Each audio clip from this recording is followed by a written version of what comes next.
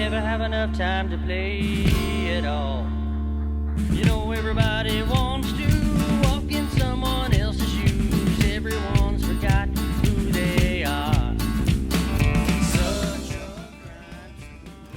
Hey guys, welcome back to Otter Creek in Rio Grande, where I've pretty much picked up right where I left off from the previous update.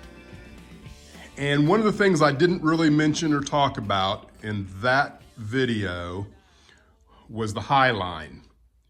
So you can see right here is where the other piece of spline coming out of frying pan is going to interface with this area. So that's one thing I really need to consider. And what I don't like about it is where this is interfacing with kind of the center of that radius is. And this area right in here, it's the first thing you're gonna see when you walk in the door.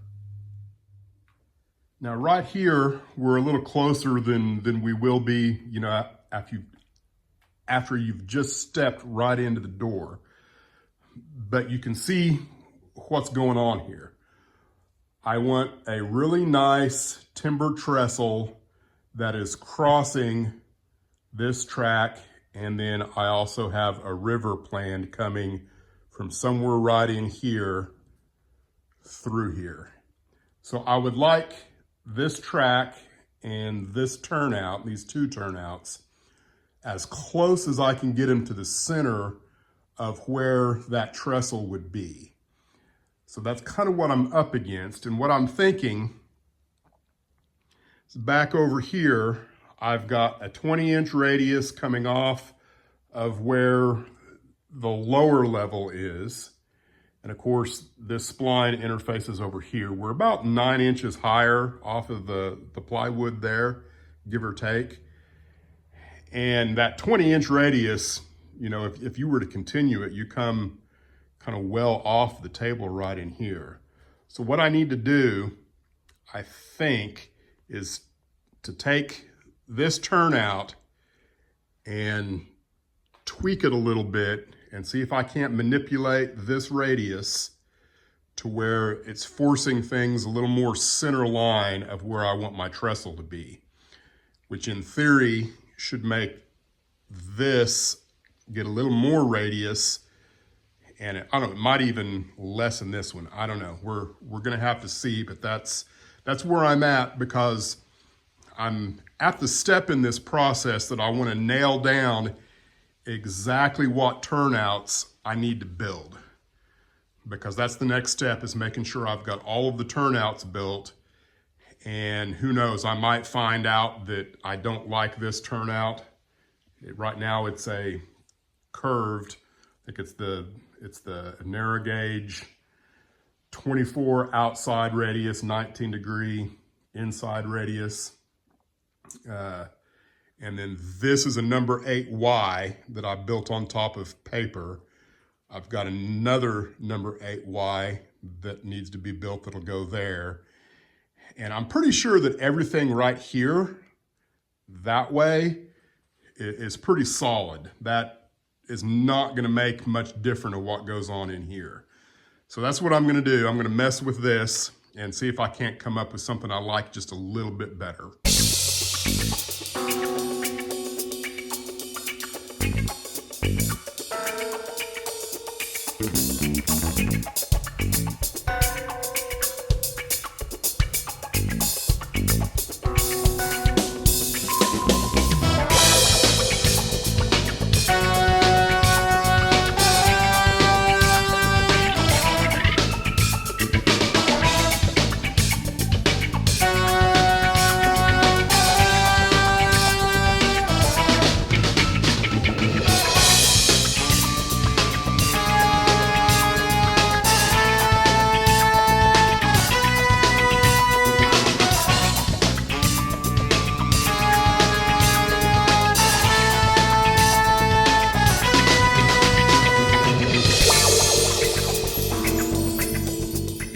Well, you can see what I ended up with. And as far as the Y goes and the placement of this turnout section here, all that worked out pretty good, and I like where it ended up being in relationship to where the trestle will be. But you can see there wasn't any room at all inside the Y period for the stockyard. So I moved the stockyard out, and I ended up connecting all of this from back there. And so what I ended up with is a much larger yard than what I intended, and I'm not sure if I like it or not. The concept of Maroon Creek, which I don't even know if I've mentioned that, but this area is called Maroon Creek, and my concept for it was basically a small interchange yard. We're talking maybe 6 cars in, 6 cars out. A dedicated operator could receive a train from Frying Pan to work the interchange tracks, and at the same time receive a stage train from back here that would swap out the interchange tracks, you know, for the staging area, and also work, you know, up to maybe 4 spurs in the town area. And, you know, I really had no plans of creating a bunch of buildings or anything. 2 basic commodities in Maroon Creek: livestock and oil. And the oil's supposed to be down here at this end. So, you know I'm blabbering, but that's just part of it, because I'm just not sure that I like how this track is. Because, you know, if my stock pins end up being here, then, you know, I've just got all of this track, which really serves no great purpose whatsoever. And I've gotten rid of a spur, but you could still operate this, you know, as if it's a spur. So here's what I'm gonna do. I'm gonna walk away and I'm gonna think about this. And I know that these 2 number 8s, this crossover here, I know that those need to be built, because they're gonna work regardless of anything else I do. So I'm gonna build those 2 number 8s, create a crossover there. And I think I'm gonna add Maroon Creek into JMRI operations, and maybe operate it virtually just to kind of see how it works. And maybe that'll help make me make a decision on whether or not I like this. Because this, you know, would end up being a yard track. You know, I could have multiple yard tracks in here, but I never envisioned this as being any kind of large, busy yard. It's supposed to be kind of a sleepy, you know, scenic area is really what I wanted. Because, you know, as this track comes up here, I want mountain here, you know, almost up to the track. And I don't even want that hardly to even be noticeable unless a train happens to be traversing it. You know, as you look this way, it's just, I don't know, lots of indecision here. So I'm gonna get busy building some turnouts and think about it. Okay, I went back to the drawing board, and you can see I've tried to more accurately represent the plywood that I'm making use of. And I just went in and measured all of the plywood kind of at 6-inch intervals so that I could get this radius here. And it's pretty accurate. I did the same thing on this sheet of plywood. So I'd kind of know exactly what I'm dealing with. And not a lot changed, but one of the things that I attempted to do was to go ahead and see if I could get everything local to the 2 sheets of plywood that I've already got in the shop area. And I was able to do that. And the major changes are, for one, is I made no attempt to put the feedlot, the cattle pens here, no attempt whatsoever to put them inside the Y. Went ahead and left some kind of less than a carload unloading dock here inside the Y. And then I got accurate measurements for these 2 structures, which was the bulk oil dealer that was down, at the other end of the layout, which was down here. This is where the bulk oil dealer was previously. So that's where I'm at. This is actually Michael McCarville is working on a kit right now. It's not finished yet. I'm assuming he's going to go into production with it. I hope he does, because I will definitely buy this structure if he gets it put up for sale. Let's take a look at where I'm at as far as the actual stuff goes. Here's where we're at with the actual area, the physical 1-to-1 of the 1:87 scale layout. And, one of the biggest differences that I've got going now that I didn't have in the previous alignment of the track is I introduced this nice S-curve through here. I didn't like the way everything was running parallel. And so, that's just kind of a continuing thing I'm trying to do, is to make as few tracks running parallel with the aisle. And I'm also, trying to make the aisle not run parallel with the wall. So I did that. And I also tried to get everything on the plywood that was on the track plan. And everything is gelling pretty good. I think this is all going to work as far as which turnouts are where. The only thing that I'm considering is whether or not I push these 2 turnouts, and possibly that one, back this way another 18 inches.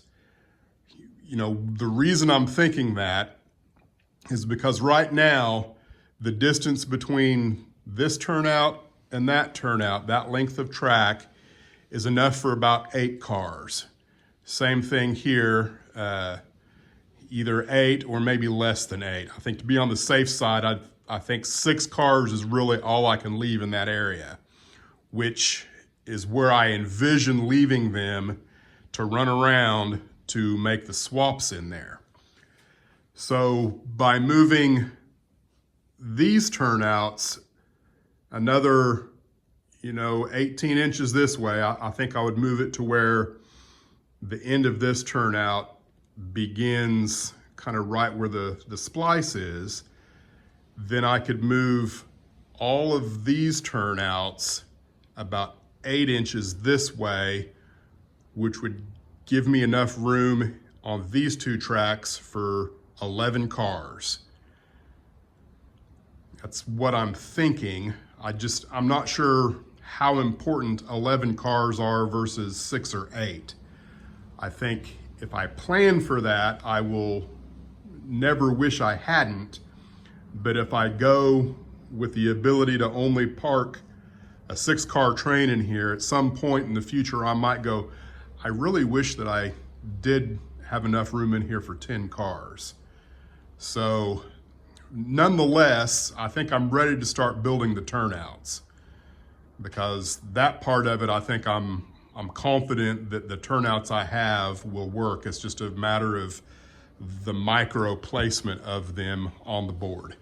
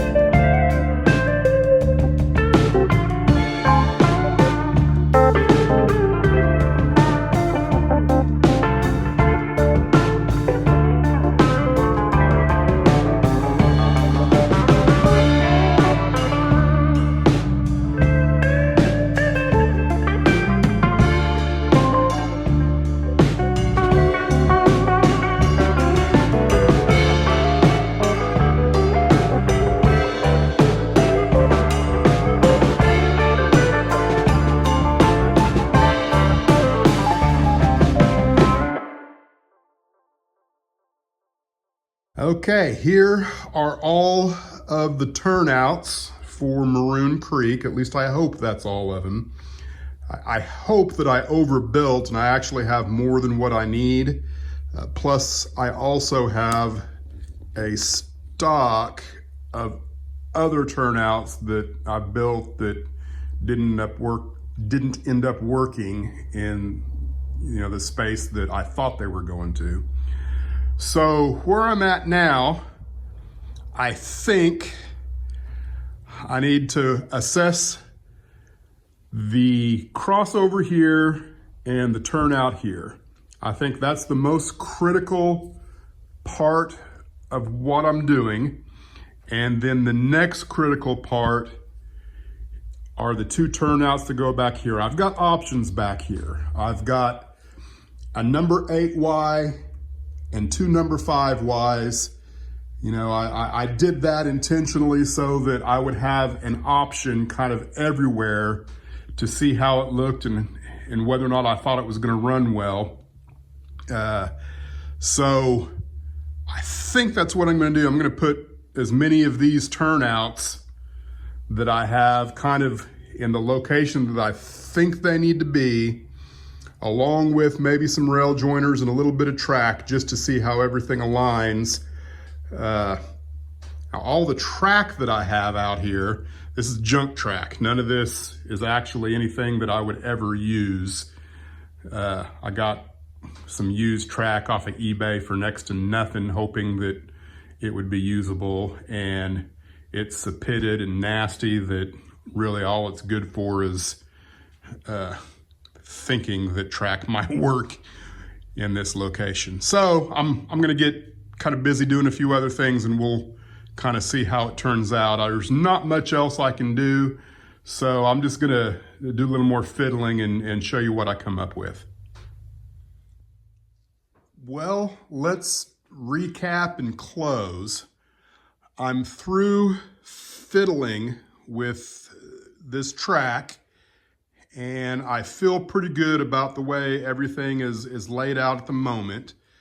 So the main line is coming through here.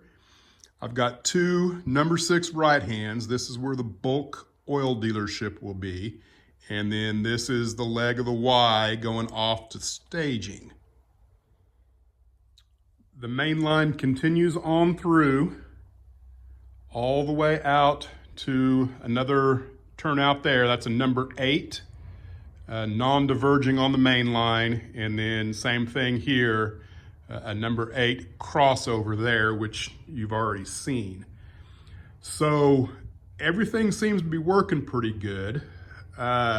This track right here, I believe will be the interchange track. It should hold a full train length of cars. And then this track is the inside of the triangle there, which will be a runaround so that you can get on either side of this track. The center track here should be a full 60 inches down to that end so that I've got a full runaround that a full train can fit in there at the same time one goes by. And this, of course, is where the stockyards will be. Now, I don't like the configuration of the stockyards like that. I'm pretty sure that I will build them longer and narrower. I think that will work best for this location for sure. And then down on the far end there, you can see I've got another turnout for 2 more facing point industries as you're going further east.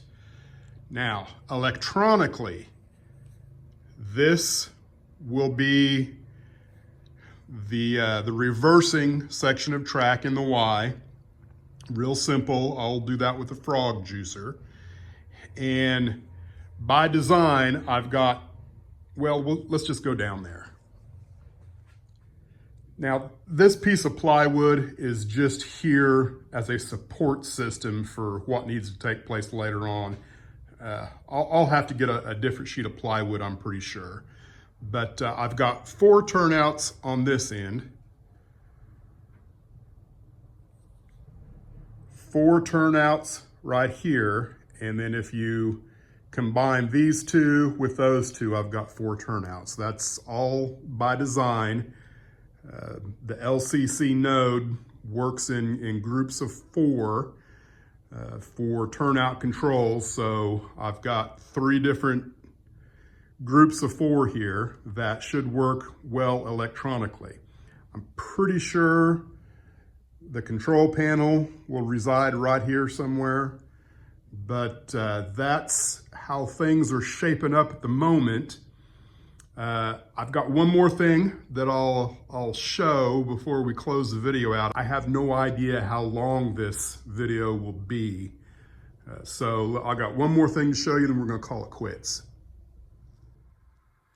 The process has been a little slow, but I have got all of the spline leaving frying pan, both the south line and the east line, completed. Well, the east line is completed all the way to where it will interface with what I'm working on, Maroon Creek. And then the south line is completed about halfway up there. It stops right in here somewhere. I've got 2 running up to that point and 3 running up to about this point. And I think I mentioned in previous, I don't know if it was in this video or the last one, that until I get the plywood up on top over there, I won't know 100% sure how it's going to interface with the south line, the high line that's going to Aspen, Colorado, which I think I'm going to call Hell Gate just because. But I think that's going to finish it for this video. And the only other thing I've done is I did cut away some of the styrofoam there where the hotel is. So thanks for watching, and stay tuned for more progress on the Otter Creek in Rio Grande.